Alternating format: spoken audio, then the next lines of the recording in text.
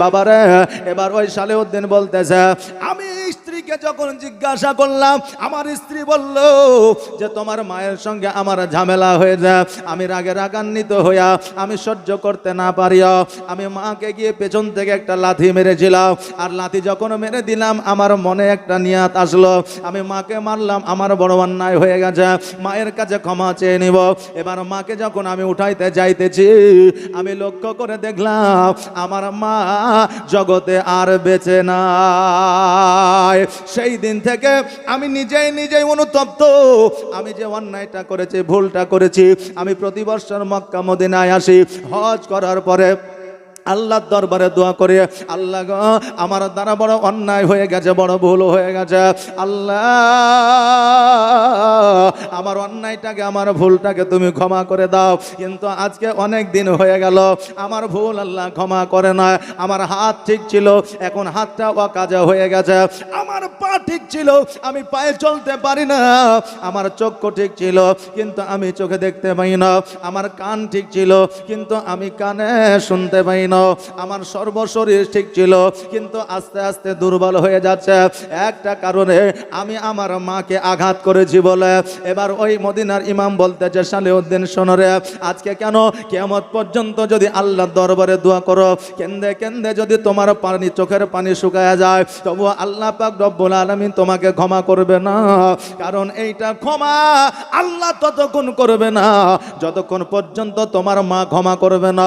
অতএব এই জায়গায় বসে না থাকিয়া চলো চলো, তোমার মায়ের কবরটা কোথায় আছে ওই জায়গায় যাব, চলো। এবার সালেউদ্দিনকে নিয়ে মায়ের কবরের কাছে যাওয়া হলো। মায়ের কবরের কাছে যাইয়া কবরটা জিয়ারত করা হলো। কেন্দে কেন্দে মায়ের কবরের কাছে গড়াগড়ি দিল। মা জননী, সন্তান অসুবিধায় থাকলে কোনো মা সহ্য করতে পারে না। সন্তানের যদি একটু জ্বর হয়ে যায়, মায়ের ঘুম হারাম হয়ে যায়। সন্তান যদি একবেলা না খায়, মায়ের খাওয়া দাওয়া হারাম হয়ে যায়। ওই মা কবর থেকে ওই সন্তানকে ক্ষমা করে দিয়েছে। যেমনই ক্ষমা করে দেওয়া সঙ্গে সঙ্গে তার চেহারায় একটা নুরানি চেহারা এসেছে, সঙ্গে সঙ্গে তার হাত ভালো হয়ে গেছে, পা ভালো হয়ে গেছে। মদিনার ইমাম বলতেছে, এ সালেউদ্দিন শোনো, আজকে তোমার মা তোমাকে ক্ষমা করেছে, তাই আল্লাহ তোমাকে ক্ষমা করেছে।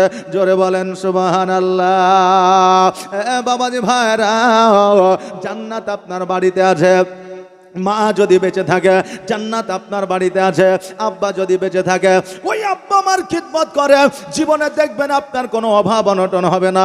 আজকে কর্ম করে বাড়িতে উন্নতি নয়, টাকা পয়সা পানির মতো খরচা হয়ে যায়। হাকিমের কাছে যাওয়ার দরকার নাই, উকিলের কাছে যাওয়ার দরকার নাই, কোনো ওঝার কাছে যাওয়ার দরকার নয়, কারো পণ্ডিতের কাছে বুদ্ধি নেওয়ার দরকার নয়। টুক করে মায়ের কাছে যান, মায়ের আঁচলখানা বাচ্চা ছেলের মতো ধরে মাকে বলেন, মা গো, কাজকর্ম করে আমার উন্নতি নয়, ব্যবসায় আমার উন্নতি নয়, শরীরটা আমার ভালো যায় না, মা একবার সন্তানের জন্য মন খুলে দোয়া করে দাও। ওই মা যদি মন থেকে প্রাণ থেকে একবার মিচকে হাসি দিয়া সন্তানের জন্য দোয়া করে দেয়, ওই মায়ের দোয়া একমাত্র কারেন্টের মতো আল্লাহর দরবারে কবুল হয়। ওই মায়ের দোয়া আল্লাহর দরবারে কারেন্টের মতো কবুল হয়ে যাবে।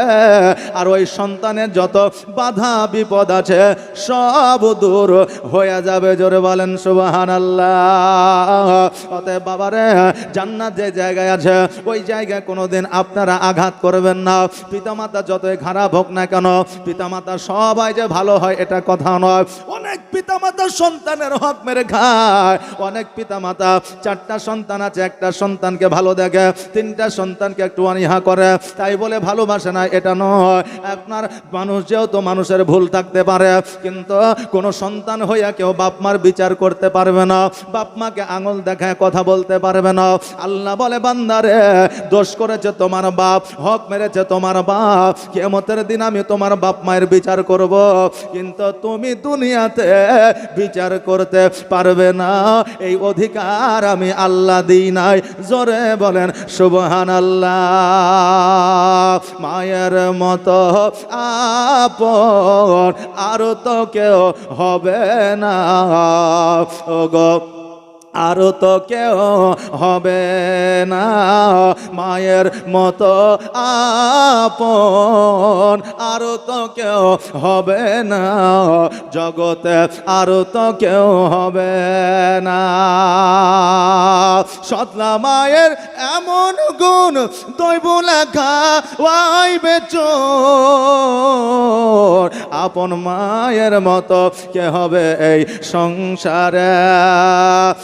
বাবাজি ভাইরা, জালসায় আসছেন, জুলুসে যাইতেছে, ভালো কথা, কিন্তু বাবারে এইখান থেকে জ্ঞান নিয়ে যান। মাকে জীবনে আঘাত দেবেন না, বাবাকে জীবনে আঘাত দেবেন না, বিবিকে গোলাম মনে করবেন না, কারণ বিবিরা মানুষের জন্য গোলাম নয়, এটা আল্লাহর তরফ থেকে একটা নিয়ামত। জোরে বলেন সুবহানাল্লাহ। এইটা আমাদেরকে কে দিয়েছে? এইটা আমার নবী, আপনার নবী মুহাম্মদুর রাসূলুল্লাহ সাল্লাল্লাহু তাআলা আলাইহি ওয়াসাল্লাম দিয়েছে। কেন না আমার নবী যেই সময় এসেছিলেন ওই সময়টাকে বলা হয় জাহিলিয়াতের সময়, নাকি বলেন বাবা? ওইটাকে জাহিলিয়াতের সময় বলা হতো। আজকে যে আমরা সন্তান পেয়েছি, আজকে যে আমরা কন্যা পেয়েছি, আজকে যে আমরা স্ত্রী পেয়েছি, বাপ পেয়েছি, আমার নবী না আসিলে এইগুলা আমরা পাইতাম না। আপনি বলবেন হুজুর গো, আল্লাহ নারী পুরুষ জগতের মধ্যে পাঠিয়েছে, কারণ কোরআনে বলেছে ওয়া খলাকনাকুম আজওয়াজা, আমি যা বানিয়েছি জোড়া জোড়া, আসমান বানিয়েছি তো জমিন বানিয়েছি, নারী বানিয়েছি তো পুরুষ বানিয়েছি। অতএব শোনো, তবে আব্বা কেন পাইতাম না, বিবি কেন পাইতাম না, বিবিরা স্বামী কেন পাইতো না, আমরা সন্তান কেন পাইতাম না? কথাটা শুনেলেন, আমার নবী যদি জাহিলিয়াতের যুগে জগতের মধ্যে না আসতে, তবে আমরা স্বামী স্ত্রী এই বাঁধনটা পাইতাম না, সামাজিক ব্যবস্থা পাইতাম না, স্কুল কলেজ পাইতাম না, কোন রকমের আমরা সুবিধা পাইতাম না। ছাগল গরু ভেড়া যেইভাবে পৃথিবীর মধ্যে চলাফেরা করেছে, আমাদের ওই রকম চলাফেরা হয়ে যেত। লক্ষ্য করে দেখেন, জাহিলিয়াতের যুগে নারীদেরকে হাটের মধ্যে বিক্রয় করা হতো। বাবা বিক্রি করত মেয়েকে, স্বামী বিক্রি করত স্ত্রীকে, ভাই বিক্রি করত বোনকে, আর ওই মেয়ে বিক্রি করা মেলাটা আমার নবী 6 বছরে বন্ধ করেছিলেন। জোরে বলেন সুবহানাল্লাহ। যদি মেয়েদেরকে মেলাতে যদি আপনার গোলাম রূপে বিক্রি করা হয়, ওই মেয়ে গর্ভে সন্তান ধারণ করে যখন ওই সন্তানটিকে জগতের মধ্যে নিয়ে আসবে, ওই সন্তানের বাবাকে বলতে পারবে না। আর একটা মেয়ে যখন একটা পুরুষের সঙ্গে সম্পর্ক রাখবে, সে বলতে পারবে না এটা আমার স্বামী, স্বামী বলতে পারবে না এটা আমার স্ত্রী। এইরকম সময় বাবা জাহিলিয়াতের যুগে ছিল। কিন্তু বাবারে, যারা মুমিন ছিল, যারা বানি হাশিম গোত্রের বংশধর ছিল, তাদের মধ্যে ঈমান ও আমল ছিল। আজকে ওইখান থেকে এখনো পর্যন্ত পৃথিবীর মধ্যে আপনার মুমিন মুত্তাকিন সলিহিন পর্যন্ত আছে। বাবারে, আজকে নবী আসার পরে সব কিছু আমরা পেয়েছি। আজকে ওই নবীকে যদি আমরা অবহেলা করি, কাল কিয়ামতের দিনে আমাদের কোনো স্থান থাকবে না। কেন না আজকে নবী ইতিম হয়ে জগতের মধ্যে এসেছে, 63 বছর জীবন যাপন করেছে, কিন্তু ওই 63 বছরে এমন একটা সেকেন্ড নয়, এমন একটা ঘন্টা ছিল না, এমন একটা দিন ছিল না, এমন একটা রাত ছিল না, যেই রাত, যেই দিন, যেই সেকেন্ড, যেই ঘন্টায়, যেই মিনিটে আমার নবী কান্না করে না। কিন্তু বাবারে, আমার নবী কেন কান্না করেছিল? বাপ মা ছিল না বলে কান্না করে না, বিবি ছিল না বলে কান্না করে না, কাফেরেরা আঘাত করেছে বলে কান্না করে না, আজকে কাফেরেরা পাথর মেরেছে বলে কান্না করে না, মরুভূমিতে খালি পায়ে হেঁটেছে, রৌদ্রের তাপে আপনার পায়ে ফোঁসা নিয়েছে, এই জন্য যন্ত্রণায় কাঁদে না। আমার নবী কেঁদেছে তো শুধুমাত্র উম্মাতির জন্য কেঁদেছে। জোরে বলেন সুবহানাল্লাহ। এখনো পর্যন্ত মদিনায় কাঁদে, কিয়ামতের দিনও আমার নবী মুস্তাফা উম্মাতির জন্য কাঁদবে, কারণ নবী উম্মাতিকে এত ভালোবাসে, যতক্ষণ পর্যন্ত সকল গুনাহগার উম্মাতিকে জান্নাতে না নিয়ে যাবে, ততক্ষণ পর্যন্ত আমার নবী জান্নাতে যাবে না। জোরে বলে সুবহানাল্লাহ। আমার আল্লাহ তাবারাক তাআলা কিয়ামতের দিন সকলকে একটা করে উপহার দেবে, প্রাইজ দিবে, সারপ্রাইজ দিবে। আমার আল্লাহ তাবারাক তাআলা প্রত্যেককে আপনার গিফট দিবে।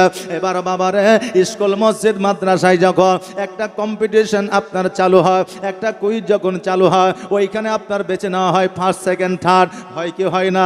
আপনার বেছে নেওয়া হয়, প্রথম পুরস্কার দেওয়া হয়, সেকেন্ড পুরস্কার দেওয়া হয়, তৃতীয় পুরস্কার দেওয়া হয়। কিয়ামতের দিন আমার আল্লাহ তাবারাক তাআলা সকলকে একটা করে মুকুট দেবে। আদম আলাইহিস সালামকে মুকুট দেবে, ইব্রাহিম আলাইহিস সালামকে দেবে, হাফেজের আব্বাকে দেবে, মাওলানার আব্বাকে দেবে, রাজমিস্ত্রির আব্বাকে দেবে, মাস্টারের বাপকে দেবে, ডাক্তারের বাপকে দেবে, ইমাম সাহেবের বাপকে দেবে, হাজী সাহেবের বাপকে দেবে। প্রত্যেককে একটা করে উপহার দেওয়া হবে। সর্বশেষে আমার নবীকে জিজ্ঞাসা করবে, ইয়া রাসূলুল্লাহ, ইয়া হাবিবাল্লাহ, নবী গো, আমার যেটা পছন্দ হয়েছে, আমার যাকে পছন্দ হয়েছে, আমি তাকে সেই রকম উপহার দিয়েছে। ইয়া রাসূলুল্লাহ, আপনি কি উপহার নিতে চান? আপনি যেই উপহারটা নেবেন, আমি আল্লাহ আপনাকে সেই উপহারটাই দেব। আমার নবী বলবে, আল্লাহ গো, আমার হীরার মুকুট চাই না, সোনার মুকুট চাই না, আমার মনে মুক্তার মুকুট চাই না, আল্লাহ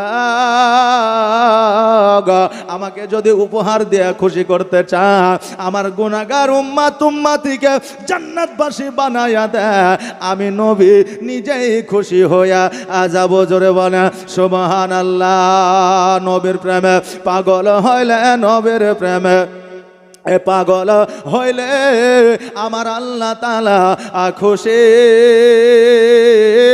নবীর দরুদ পড়ো দিবানে সে, নবীর দরুদ পড়ো দিবানে সে। ও কি নবীর প্রেমে পাগল হইলে আমার আল্লাহ তাআলার দিদার মিলে গো। থাকো যদি যদ বাহালে, থাকো যদি যদ বাহালে হইয়া প্রেম ও দাসে, নবীর দরুদ পড়ো দিবানে সে। নবীর প্রেমে পাগল হইলে, নবীর প্রেমে পাগল হইলে আমার আল্লাহ তাআলা খুশি। নবীর দরুদ পড়ো দিবানে সে। ও বাবাজি ভাইরা, আমার নবী মুস্তাফা সাল্লাল্লাহু তাআলা আলাইহি ওয়াসাল্লাম সর্বদা উম্মতির জন্য কান্না করেছে।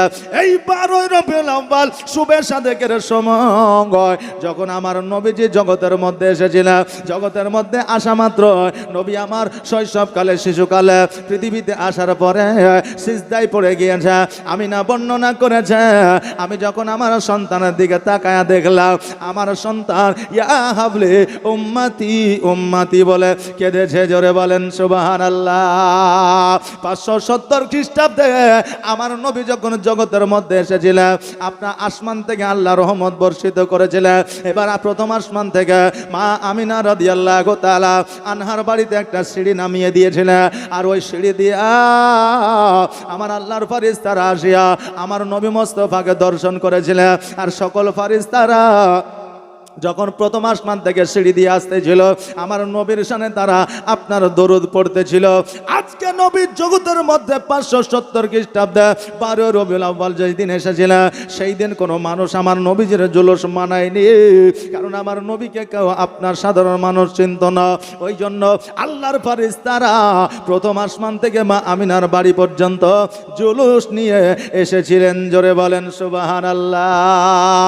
আজকে আমার আল্লাহর ফেরেশতারা যদি জুলুস মানায়, আজকে আমরা সাধারণ মানুষ হইয়া, নবীর উম্মতি হইয়া আমরা কেন নবীর জুলুসে হাজির হব না?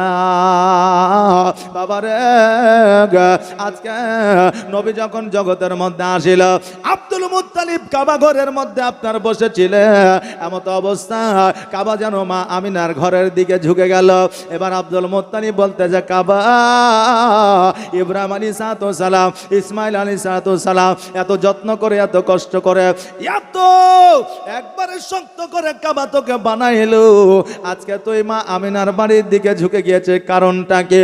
এবার কাবা বলতেছে, আব্দুল মুত্তালিব শোনো রে, আমি হলাম কাবা, এটা জগতের কাছে, কিন্তু আমার যিনি কাবা তিনি হলেন মা আমিনার ঘরে। জোরে বলেন সুবহানাল্লাহ। কাবা মা আমিনার ঘরে বলে আমি কাবা নিজেই ঝুঁকে গিয়েছে। আব্দুল মুত্তালিব সেই আমলে একজন সুশিক্ষিত মানুষ ছিলেন। আব্দুল মুত্তালিব সেই আমলে আরবের মধ্যে 10 জন ধনীর মধ্যে একজন ধনী ব্যক্তি ছিলেন। আব্দুল মুত্তালিব সেই আমলে কাবা ঘরের মুতাওয়াল্লি সেক্রেটারি ছিলেন। আব্দুল মুত্তালিব সেই আমলে একজন আপনার স্বপ্নের তাবিরকারী ছিলেন। আব্দুল মুত্তালিব বুঝতে পারলেন, জানতে পারলেন আমার আল্লাহর পয়গম্বর পয়গম্বর আমার পোতা মুহাম্মদুর রাসূলুল্লাহ সাল্লাল্লাহু তাআলা আলাইহি ওয়াসাল্লাম জগতের মধ্যে এসে গিয়েছে। আব্দুল মুত্তালিব চট করে মা আমিনার বাড়ির দিকে যাইতে আছে, দেখতেছে আমিনা রাদিয়াল্লাহু তাআলা আনহার বাড়ির সম্মুখে দুইজন যেন আল্লাহর বান্দা দাঁড়িয়ে আছে।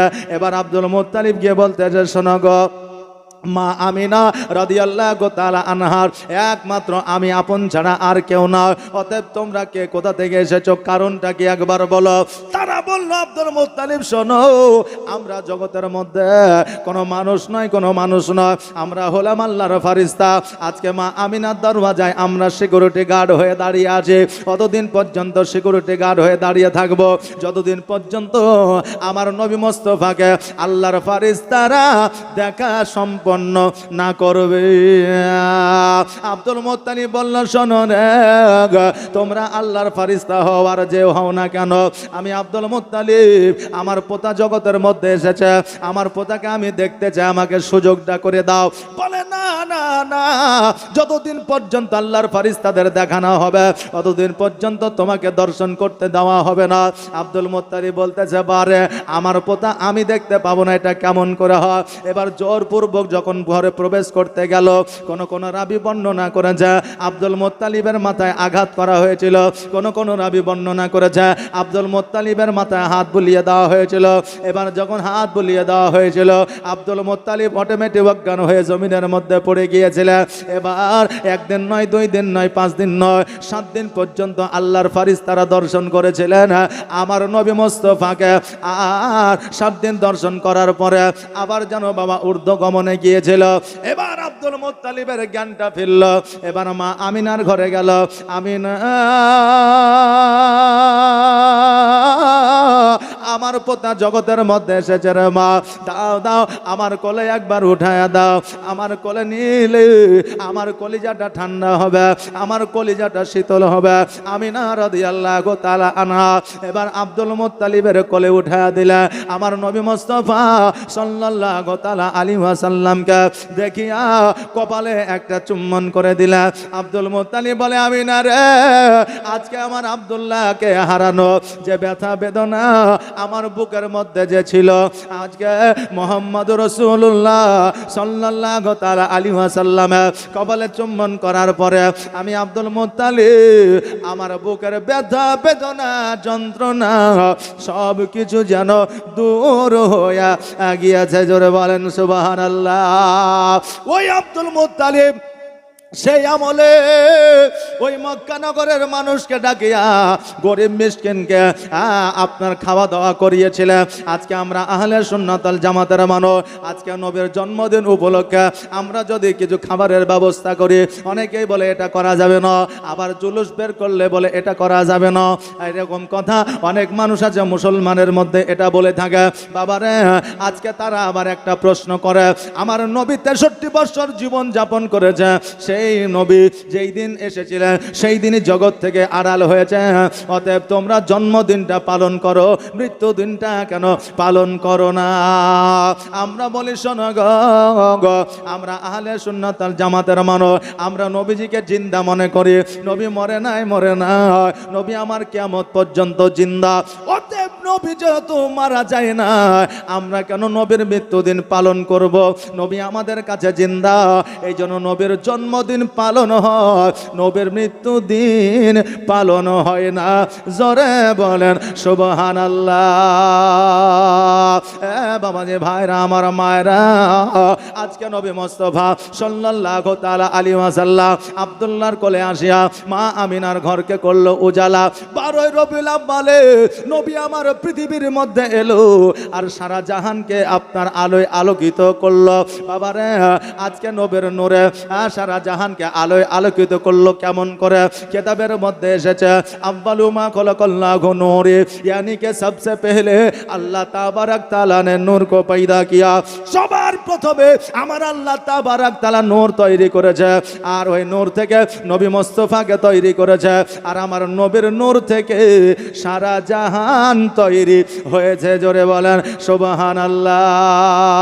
তোমার মতো এত ভালো, তোমার মতো এত ভালো নবী গো কেউ তো আমায় বাসে না, তাই তো নবী আমি তোমার দিবানা, তাই তো রসুল আমি তোমার দিবানা। ও কি শুনেছে কিতাবের লেখা, নবী ছাড়াই আমার জীবন ফাঁকা গো। ও কি শুনেছে কিতাবের লেখা, নবী ছাড়াই আমার জীবন ফাঁকা গো। নবীজিকে ভালো না বাসিলে, নবীজিকে ভালো না বাসিলে আল্লাহ পাওয়া যাবে না, তাই তো নবী আমি তোমার দিবানা। তোমার মতো এত ভালো, তোমার মতো এত ভালো কেউ তো আমায় বাসে না, তাই তো নবী আমি তোমার দিবানা, তাই তো রসুল আমি তোমার দিবানা।